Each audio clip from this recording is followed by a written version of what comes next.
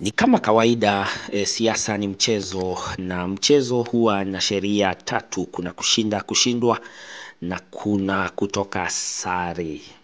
Baada ya uchaguzi wa mwaka wa 2022 Agosti, Kenya Kwanza iliweza kubwaga Azimio la Umoja, na kuna wale ambao waliweza kukufa moyo, kuna wale ambao wanapigana saa hii wakiwa na matumaini ya mwaka wa 2027 wanaweza pata tena nafasi ya kurudi katika uongozi. Nataka tuzungumzie leo wanasiasa kama 10 hivi, tukianzia na wale wadhaifu, tutamalizia na wale ambao wanaonekana kana kwamba ni muhimu zaidi, ambao waliweza kutoka na kutokomea, na wengineo hata hatujui pahali ambapo wapo. Wa kwanza kabisa ni Charity Ngilu. Charity Ngilu ni mwanasiasa ambaye alikuwa na uzoefu mkubwa, msahau pia alikuwa gavana kule Ukambani. So ni mwanasiasa ambaye pia ameshaisimama kiti cha uraisi miaka ya pale kitambo, na alikuwa ameamua kabisa, yani alionekana kana kwamba pia alikuwa ni wale vigogo ambao walikuwa wanaongoza Azimio la Umoja. So ilikuwa ni ajabu sana, ni kushtuka kuona kwamba Charity Ngilu baada tu ya kushindwa aliweza kutoka katika ulingo wa kisiasa. Haonekanangi katika mikutano yote ya kuchangisha kanisa ama mikutano yote ya Azimio. Katika ile harakati ya maandamano hajaionekana mpaka leo hii. Mambo mengi yanaweza kugonga vichwa, si vya habari, ni vichwa vyetu. Tunaweza dhani anaweza kuwa maybe ni mgonjwa, anaweza kuwa maybe aliamua kutulia kwa sababu kuna uzoefu mkubwa sana, so aweze kupata wakati na familia yake na kuweza kujienjoy maisha. Ameshatengeneza pesa zake, lakini jambo muhimu kwetu ni ya kwamba haonekani na hakuonekana, na aliweza kutokomea kabisa. Mwanasiasa wa pili anaitwa Peter Kenneth. Peter Kenneth anakuanga na mazoezi ya kutokelezea kidogo, kakiumana anahepa. Ameshaitokelezea hata akawa anataka kuwa rais pia. Ameshaigombania kiti cha pale Nairobi cha ugavana, lakini akishindwa huwa anatoroka na anaenda kabisa. Sasa tunamuogojea 2025 hapo hivyo ikienda kuisha, kwa sababu ya preparation ya 2026, akiweza kukuja 2027 na chama ambacho kitaweza kuwa kinavuma, hapo ndipo tutaweza kuona Peter Kenneth akiweza kurudi. Ni mwanasiasa ambaye haeleweki kabisa, anaonekananga akiwa na misimamo ambayo si dhabiti, na huwa anafuata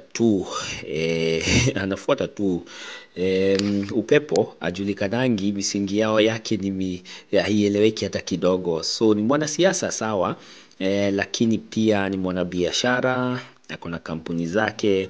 So maybe ameamua kuweza kutulia, kuenda kutafuta pesa, kwa sababu bila pesa hawezi fanya siasa zote nchini Kenya.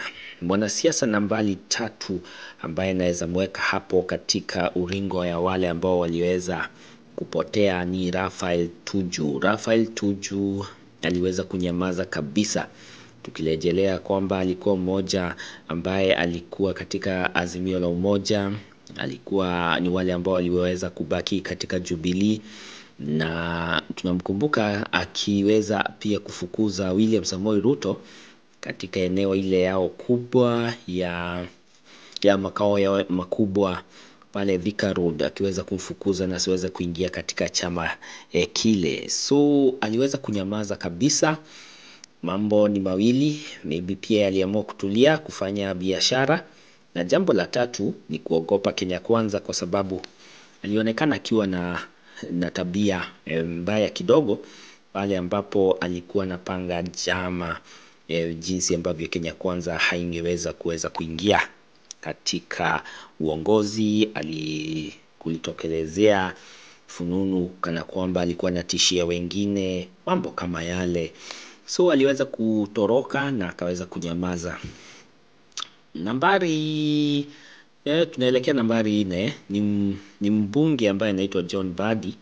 John Mbadi amenyamaza kabisa, by the way. Haonekani katika maandamano, haonekani akifuatafuata Raila Amolo Odinga. Aliweza pia kujiuzuru katika chama cha yani mwenyekiti pale juu, hawa secretary general hawa, alionekana akiweza kuachia wengine waweze kubambana, na akaweza kunyamaza na kuretreat kwa njia ambayo hakuna hata mtu hata mmoja angeweza kuelewa. So John Mbadi pia anashikilia.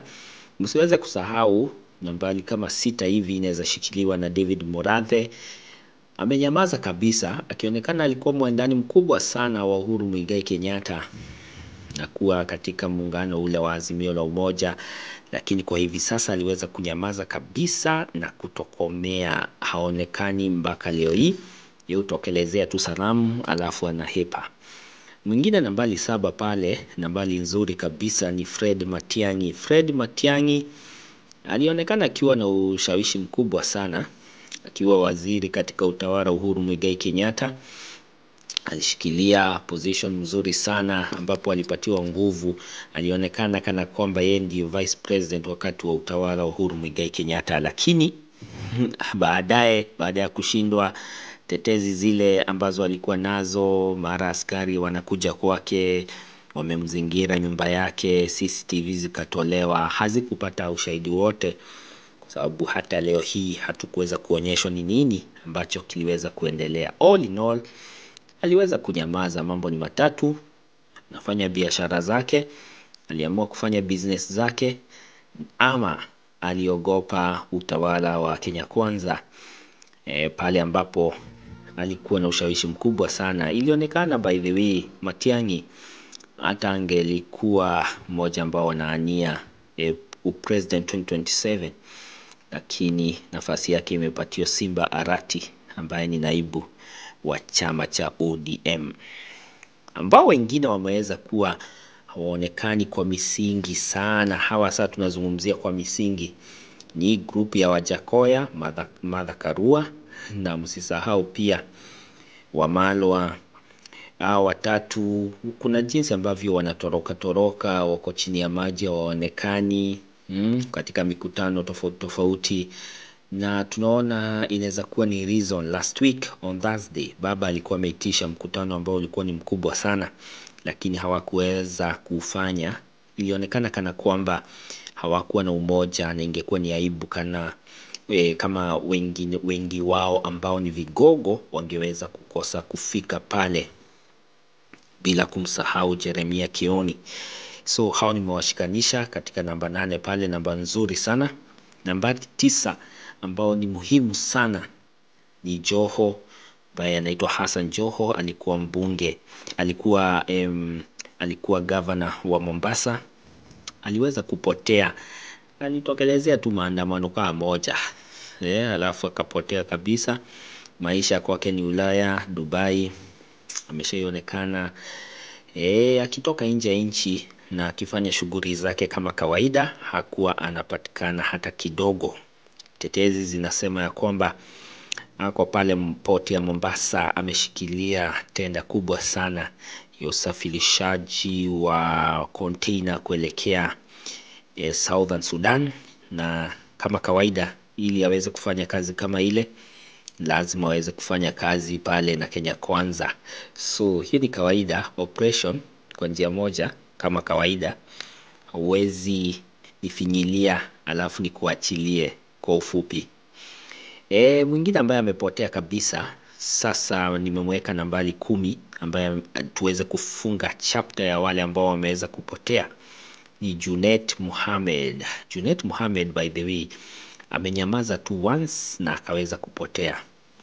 Juzi ameonekana akiletewa shida kidogo na muungano wa Azimio la Umoja, kutaka kumpiga hata fine kwa sababu anaonekana kwa bunge lakini hahudhurii mikutano ya Azimio la Umoja. So sijui kama kuna wengine nimewacha, lakini Junet Mohamed akitoka, ama in case kama hajisikii na Azimio la Umoja, itakuwa ni pigo kubwa sana, akijulikana yeye ndiye alikuwa chief campaigner wa Azimio la Umoja. Baba alikuwa anamsikiza kabisa, Hayo tu ni maoni yangu. Kama uko na maoni mengine tofauti ama watu wengine ambao unaweza kuwa unajua ambao wamepotea kabisa kutoka muungano wa Azimio la Umoja, unaweza muandika hapo tuweze kujua ni nani.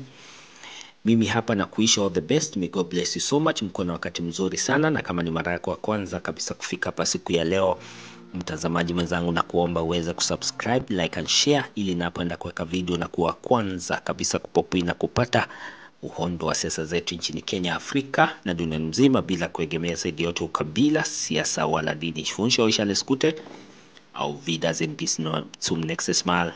Ciao ciao.